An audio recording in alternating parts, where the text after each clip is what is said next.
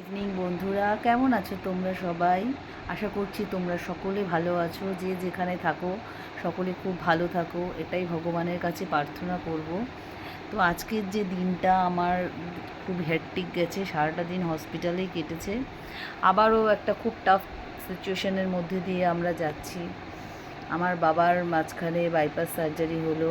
হঠাৎ করেই মানে গা হাত পা ঠান্ডা হয়ে যাচ্ছিল, তারপরে বুকে ব্যথা, তারপরে আমরা একটা সামনেই একটা ছোট্ট একটা নার্সিংহোম, সেখানে নিয়ে যাই।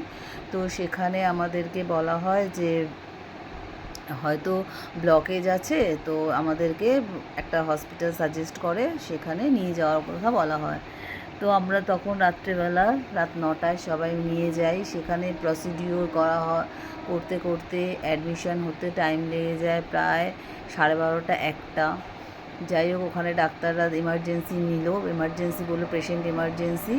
ওখানে অনেক কিছু টেস্ট করা হলো, বললো কালকে এনজিও করা হবে, তারপরে দেখা যাবে যে কী অবস্থায় আছে হার্টটা। তো যাই হোক, পরের দিন খুব টেনশানে সেই দিন রাত্রেবেলা আমরা সবাই বাড়িতে ফিরলাম। বাড়ি ফিরতে ফিরতে প্রায় 2টো এরকম হয়ে গেল, শুতে শুতে 2:30টা। কিন্তু শুলে কি আর সেই ঘুমটা আসে? তো একটা টেনশান, প্রচণ্ড টেনশান কাজ করছিল যে পরের দিন কি হবে। আমাদেরকে 11টার সময় টাইম দেওয়া হলো। তো যাই হোক, আমরা দিয়েছিলাম ঢাকুরিয়ার যে মানিপাল হসপিটাল আছে ওখানটাতে। তো 11টার এনজিও স্টার্ট হতে হতে সবাই আমরা 11টার মধ্যেই পৌঁছে গিয়েছিলাম।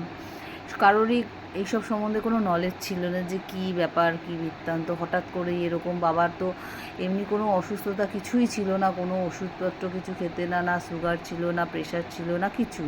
হ্যাঁ, শুধু মাঝে মাঝে বলতো যে পেটটা ব্যথা করে গ্যাসের জন্য। আমরা ভাবতাম গ্যাসের ব্যথা, তো এই ভেবেই আমরা এই গ্যাসের ওষুধ টষুধ খেত।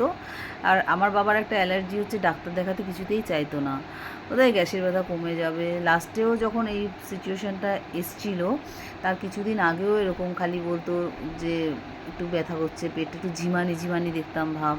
তো আমরা সবাই খুব অনেক করে রিকোয়েস্ট করাতে ডাক্তারের কাছে আমরা নামও ইভেন লিখিয়েছি, কিন্তু উনি যেতে চায়নি। আগেকার দিনে মানুষটা যেরকম হয় বেসিক্যালি। তো বলছে না, আমার গ্যাসের ব্যথা কমে গেছে, আজকে দেখ আমি ভালো আছি, মানে এরকমভাবেই কাটিয়েছিল। যাই হোক, লাস্ট এমার্জেন্সি যখন খুব বুকে একটা পেন অনুভব করে, তখনই নিজে থেকেই ডাক্তারের কাছে যায়। তো যাই হোক, সেটা তো তখনকার কথা বললাম। এবার বলি যে যেদিনকে আমরা অ্যাডমিশন করালাম তার পরের দিন, তারপরে এনজিও স্টার্ট হলো 5টার সময়। সেটা এনজিও মানেও কিন্তু খুব একটা টাফ, মানে শরীরের দিক দিয়ে প্রচণ্ড প্রেশার হয়। এনজিওর মাধ্যমে দেখা হয় যে বুকে তোমার হার্টের কন্ডিশন কী আছে। তো আমাদেরকে ওই এনজিও হতে হতে 7টা এরকম হয়ে যায়। আমাদেরকে তারপরে কল করা হয়, ডেকে বলা হয় যে ওনার হার্টের পুরো হার্টটাই ব্লক আছে, ওনাকে বাইপাস সার্জারি করাতে হবে। তো আমরা তো আকাশ থেকে পুরো পড়লাম, কারণ আমরা ওরকমভাবে ভাবিনি। আমরা ভেবেছিলাম হয়তো একটা ব্লক হতে পারে, স্টেন বসিয়ে ঠিক হয়ে যাবে, কিন্তু বললো যে না, 2টো কি 3টে হলেও আমরা স্টেন বসাই, কিন্তু তার বেশি হয়ে গেলে তখন কিন্তু বাইপাস সার্জারি করতে হবে। তো আমরা যে ডাক্তারের আন্ডারে ছিলাম সেখান থেকে আমাদের অন্য ডাক্তার রেফার করা হয়, ওখানেই ওই হসপিটালেরই। বললো যে আজকে তো হয়ে গেছে, কালকে আপনারা, যে ডক্টরকে রেফার করলো বললো কালকে এসে কথা বলবেন। তো আমরা পরের দিন ওখানে যে বড় ডাক্তার আছেন, সার্জেন আছেন, ডাক্তারের নাম বলাটা কি ঠিক হবে কি না জানি না, যাই হোক, কিন্তু উনি সত্যি একজন গুরুদেব ডাক্তার, মানে যে ভগবান, সেটা আমরা একদম চোখের সামনেই দেখলাম। তো ডাক্তারের সাথে কথা হলো, ডাক্তার বললেন যে বাইপাস সার্জারি করতে পারো। আমার বাবার 70-এর কাছাকাছি বয়স। তো বললো বাইপাস সার্জারি করতে পারো। তো কোনো ভয়ের কিছু নেই, এটা এরকম 70-এর পর থেকেই বেসিক্যালি করে, আর এই সময়টাতেই সবার এরকম হার্ট ব্লকেজের ব্যাপারটা এরকম এই সময়টাতেই হয়, কোনো রিস্ক নেই। আমরা 80-82 বছর বয়সেও করে থাকি। তো উনি আবার ডেট দিলেন যে এই ডেটে আমাদের অপারেশন হবে। তো সেই রকম ডেট অনুযায়ী আমাদের অপারেশন হলো। অপারেশন হওয়ার পরে ওরা 4 দিন মতন ওরা রেখেছিল, তারপরে ছুটি দিয়ে বললো বাড়ি নিয়ে যাওয়ার কথা। তো বাড়িতে নিয়ে আসার পরে আজকে ছিল চেক আপ, মানে 8 দিন বাদে। আগের বুধবার দিন হয়েছিল অপারেশন, আর আজকে বুধবার আমরা আবার চেক আপে নিয়ে গেলাম। নিয়ে যাওয়ার পরে দেখলাম যে ওনার সেলাইটা আজকে কাটা হলো। আর বাইপাস সার্জারি মানে কি জানো তো, পার যেটা আছে না, পায়ের থেকে কেটে পায়ের ভেন মানে শিরাটাকে নেয়, নিয়ে তারপরে আমাদের হার্টটাকে ওপেন, হার্ট সার্জারি এটাকে বলে, হার্টটাকে খুলে ওই ভেনটা ওখানটাতে লাগানো হয়। এখন ওটার দ্বারাই তার যে রক্ত চলাচল বলো বা শ্বাস প্রশ্বাস বলো হয়। এটাই হচ্ছে অ্যাকচুয়ালি বাইপাস সার্জারি। কিন্তু সার্জারি মানে হচ্ছে পুরো বডিটাকে তোমার কেটে ফেলে, মানে এখান থেকে ধরো তোমার পুরোটা কেটে হার্টটা সার্জারি হয়।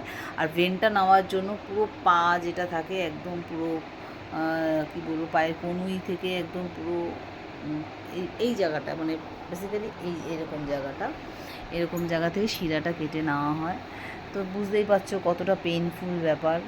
আমার মানে ভগবানের এটাই অশেষ, ভগবানের কাছে ধন্য যে আমার বাবা প্রচণ্ড স্ট্রং। কারণ ওই রকম পুরো হার্ট ব্লকেজ নিয়ে উনি ওইভাবে যে ছিলেন, আমরা কখনোই এখন ভাবতে গেলে না ভাবি যে বাবা ওই অবস্থায় হাঁটাচলা করেছে, কাজ করেছে, সাইকেল ইভেন চালিয়েছে।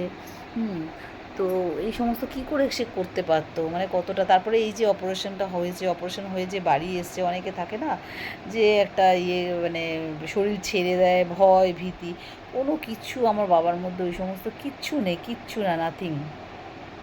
মানে ইভেন ডাক্তার হাঁটতে বলেছে, উনি দেখছি যে হাঁটার জন্য খুব করছিল। তো যাই হোক, ভালো আছে এখন পর্যন্ত, সুস্থ আছে। যে অপারেশন হওয়ার পরে যে প্রবলেমগুলো হয়, খেতে না পারা, ঘুম ঠিকঠাক করে না আসা, এগুলো তো থাকেই। কিন্তু ওভারঅল উনি এখন ভালো আছে। আজকে ডাক্তার দেখালাম, ডাক্তারগুলো ভালো আছে, কিন্তু হাঁটতে হবে। যে বাইপাস সার্জারি হওয়ার পরে আমরা যদি মানে তোলা করে রাখলে হবে না যে বাবা সার্জারি হয়ে এসছে এগুলো, কিন্তু ডাক্তাররা বলে হাঁটতে। হ্যাঁ, ভারী কোনো জিনিস তুলতে পারবে না, কিন্তু হাঁটা চলাটা যেন থাকে। তাহলে যত হাঁটা চলা করবে তত তোমার ভেতরের কাজ ক্রিয়াগুলো ভালো হবে, শ্বাস প্রশ্বাসের কাজগুলো ভালো হবে।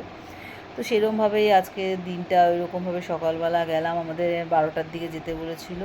আজকে যাওয়ার পরে বিভিন্ন ধরনের টেস্ট হলো, ইসিজি হলো, ইকো হলো, তারপরে কিছু ব্লাড টেস্টও দিয়েছিল বাড়ি থেকে করে নিয়ে যাওয়ার জন্য। তারপরে এক্সরে হলো। সমস্ত কিছু করার পরে ডাক্তার দেখলেন, দেখে বললেন একটু হাঁটাটা কম হয়েছে, একটু হাঁটা আর একটু দরকার।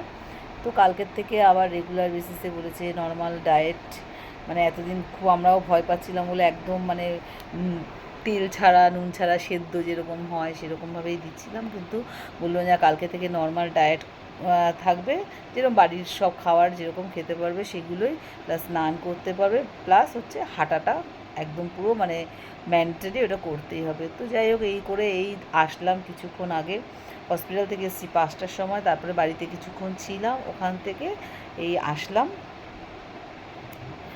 মানে শ্বশুর বাড়িতে আসলাম হচ্ছে এই 6:30 সাথে কথা বলছিলাম, গল্প করলাম, ওই করে তারপরে আসলাম 6:30টার দিকে বাড়িতে আসলাম। এসে প্রচণ্ড টায়ার্ড ফিল হচ্ছিলো। এই তো আজকের এইভাবেই দিনটা কাটলো। তোমরা কেমন আছো? খুব সাবধানে থেকো। মানে এখন হার্ট অ্যাটাকটা কোনো বয়সের ব্যাপার না, মানে যার তার অল্প বয়সেও হয়ে যাচ্ছে। সুতরাং খুব সাবধানে থাকতে হবে। খাদ্য খাওয়াটা খুব মানে দিকে ধ্যান দিতে হবে। বাইরের খাবারগুলোর জন্য এই সমস্ত মেনলি আরও বেশি হচ্ছে। তারপরে তো আবহাওয়া আছে, তো ওই জন্যই মনটা একদম ভালো নেই। সব দিক দিয়ে যেন, যখন দেখবে তোমার ওপর ঝড় আসে না, চারিদিক দিয়ে ঝড় আসে, তো সেরকমই একটা জোনের মধ্যে দিয়ে আমরা এখন যাচ্ছি। দেখা যাক ভগবান কী রেখেছে। আর ভগবান অবশ্যই আছেন। ভগবান যদি না থাকতো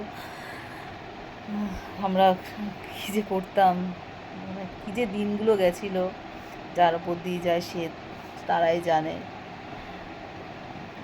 ভালো থেকো তোমরা সবাই।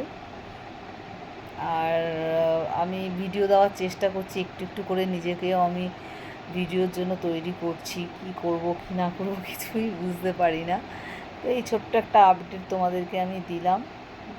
আর তো এটা আপডেটটা দেওয়ার এটাই কারণ যে একটাই বার্তা আমি দিতে চাই যে সবসময় একটু সাবধানে সতর্ক হয়ে চলবে। ওই যে গ্যাসের ব্যথা বলে আমরা যে জিনিসটাকে করি সেটা না করাটাই ভালো। যদি সেরকম কিছু মনে হয় অবশ্যই ডাক্তারের সাথে কনসাল্ট করা উচিত। আমরা হয়তো 500 টাকা 1000 টাকার ভয়ে ডাক্তারের কাছে না, কিন্তু তারপরে যে কত টাকা আমাদের বেরিয়ে যায় সেটা আমরা ভাবতেও পারি না। ওই সময়টুকু সময়ের জন্য বা টাকার কথা ভেবে আমরা হয়তো যাই না, যেটাকে নেগলেক্ট করি, রেখে দিই। পুষতে পুষতে ওই জায়গাটা যখন বাস্ট করে তখন সেটা শুধু পেশেন্টের জন্য না, পেশেন্টের বাড়ির জন্যও প্রচণ্ড হার্মফুল হয়। তো এই বার্তাটা দেওয়ার জন্যই আমি আজকে এই ভিডিওটা করলাম। তো সকলে খুব সাবধানে থেকো, ভালো থেকো, সুস্থ থেকো। আসছি আবার নতুন কোনো ভিডিও নিয়ে, ততক্ষণের জন্য টাটা, গুড নাইট।